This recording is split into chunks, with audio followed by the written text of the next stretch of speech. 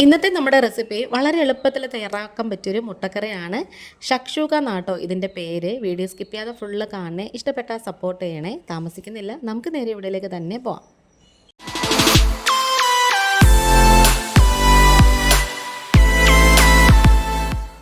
ഇതിന് വേണ്ടിയിട്ട് നല്ല വലിപ്പത്തിലുള്ള 3 സവാള എടുത്തിട്ടുണ്ട്. അതിങ്ങനെ ചോപ്പറിലിട്ട് നല്ല കുനുകുനായിട്ട് കൊത്തിയരിഞ്ഞ് വെച്ചിട്ടുണ്ട്. നിങ്ങൾ കൈ കൊണ്ടാണെങ്കിൽ നന്നായിട്ട് കുനുകുനാന്ന് കൊത്തിയരിയാൻ ശ്രമിക്കണേ.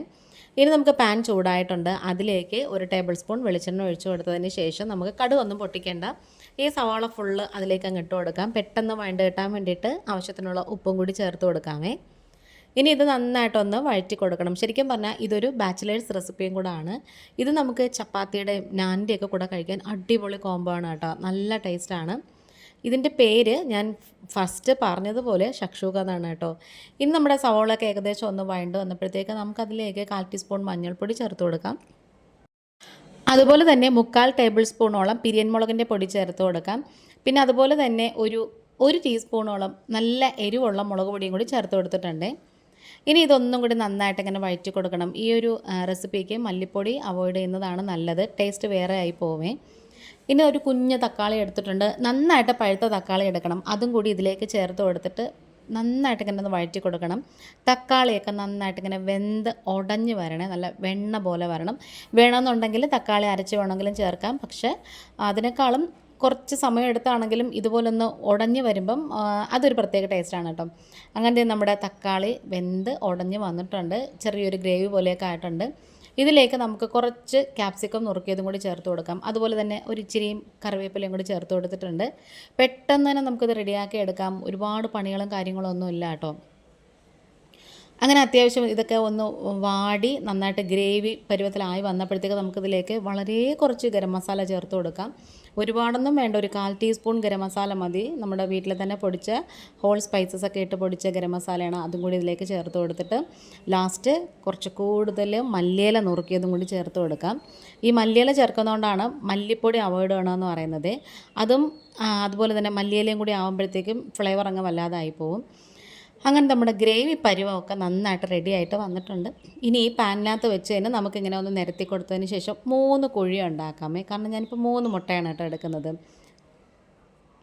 അതിങ്ങനെ ആ സ്പാറ്റിലോ അല്ലെങ്കിൽ തടിത്തവിയോ കൊണ്ടിട്ട് ഇങ്ങനെ ചെറുതായിട്ട് ഇങ്ങനെ ഒന്ന് ഓട്ട പോലെ ആക്കുമ്പോഴത്തേക്കും 3 കുഴി ആയിക്കോളും. ഇനി നമുക്ക് ഓരോ കുഴിക്കകത്ത് നമുക്ക് ഓരോ മുട്ട പൊട്ടിച്ചൊഴിക്കണം. നമ്മൾ മുട്ട പൊട്ടിച്ചൊഴിക്കുമ്പോൾ ശ്രദ്ധിക്കേണ്ട ഒരു കാര്യം, അതിൻ്റെ ഉണ്ണിയുണ്ടല്ലോ മഞ്ഞ, അത് അധികം പൊട്ടാതിരിക്കുന്നതാണ് ഒരു ഭംഗി. പൊട്ടിയാലും കുഴപ്പമൊന്നുമില്ല. ഇപ്പോൾ ദേ നമ്മൾ ഓരോ കുഴിക്കകത്തും ഓരോ മുട്ട പൊട്ടിച്ചു കൊടുക്കുവാണ്. ചിലർക്ക് തോന്നും ഇങ്ങനെ നമ്മൾ ഇടുമ്പോഴത്തേക്ക് ആ മുട്ടയൊക്കെ വെന്ത് കിട്ടുമെന്ന്. നന്നായിട്ട് വെന്ത് കിട്ടും. ഞാൻ ഉറപ്പ് പറയുകയാണ് കേട്ടോ. അടിപൊളി ടേസ്റ്റാണ്. ഒരിക്കലെങ്കിലും ഇത് ട്രൈ ചെയ്ത് നോക്കണം. കാരണം എന്ന് വെച്ചാൽ നമ്മളിതെല്ലാം പൊട്ടിച്ചതിന് ശേഷം അടച്ച് വെക്കാറുണ്ട്. ഒരു 8 മിനിറ്റ് അടച്ച് വെക്കാറുണ്ട്. അത്രയും സമയമൊക്കെ മതി. ഇനി ആ മുട്ടയുടെ ഉണ്ണിയുടെയും വെള്ളയുടെയും മുകളിലേക്ക് നമുക്ക് കുറച്ച് ഉപ്പ് പൊടി ഒന്ന് സ്പ്രിങ്കിൾ ചെയ്ത് കൊടുക്കാം. അതുപോലെ തന്നെ കുറച്ച് ചില്ലി ഫ്ലേക്സ് ഉണ്ടല്ലോ, അതും കൂടി ഒന്ന് സ്പ്രിങ്കിൾ ചെയ്ത് കൊടുക്കാമേ. വേണമെന്നുണ്ടെങ്കിൽ കുരുമുളക് ചേർക്കാം. പക്ഷേ അത് കുരുമുളകാകുമ്പോൾ അത് വേറൊരു ഫ്ലേവറായി പോകും. അതിനേക്കാളും ഇതേപോലെ ചതച്ച മുളക് ചേർക്കുന്നതാണ് നല്ല ടേസ്റ്റ് കേട്ടോ.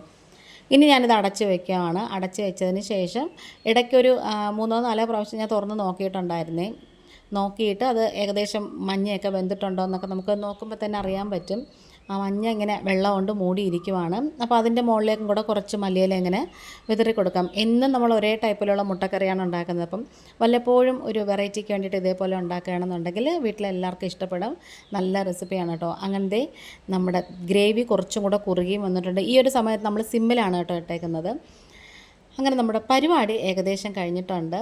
ഇതിപ്പം ഞാൻ ചപ്പാത്തിയുടെ കൂടെയാണ് കേട്ടോ കഴിക്കുന്നത്. ഇനി നമുക്ക് ഇതേപോലെ തവിയോ അല്ലെങ്കിൽ തടി സ്പാറ്റിലോ കൊണ്ടിട്ട് 3ആയിട്ട് ഇങ്ങനെ ഭാഗിച്ച് വെക്കണേ. കാരണം നമ്മളിത് പ്ലേറ്റിൽ എടുക്കുമ്പോഴത്തേക്കും അത് കറക്റ്റായിട്ട് കിട്ടാനാണ്. നമ്മൾ എടുക്കുമ്പോഴത്തേക്ക് ശ്രദ്ധിക്കേണ്ട ഒരു കാര്യം, ആ മുട്ട പൊട്ടിപ്പോകരുത്. നല്ല സോഫ്റ്റായിട്ട് ഇരിക്കുകയാണ്. അതിൻ്റെ കൂടെ ആ ഒരു ഗ്രേവി ഉണ്ടല്ലോ, നമ്മുടെ ആ പോർഷനിൽ വരുന്ന ആ ഭാഗത്തെ ഗ്രേവിയും കൂടി എടുക്കാം. ഇനി നമുക്ക് ചപ്പാത്തിയുടെയും പൊറോട്ടയുടെ അപ്പത്തിൻ്റെയും കൂടെ നമുക്ക് നല്ല സൂപ്പറായിട്ട് കഴിക്കാമേ. അപ്പോൾ നമ്മുടെ വീഡിയോ വൈൻഡപ്പ് ചെയ്യാറായി. ഇന്നിപ്പോൾ ഇത്രയേ ഉള്ളൂ. വേറൊരു വീഡിയോ ആയിട്ട് വേഗം തന്നെ വരാം. Thanks for watching.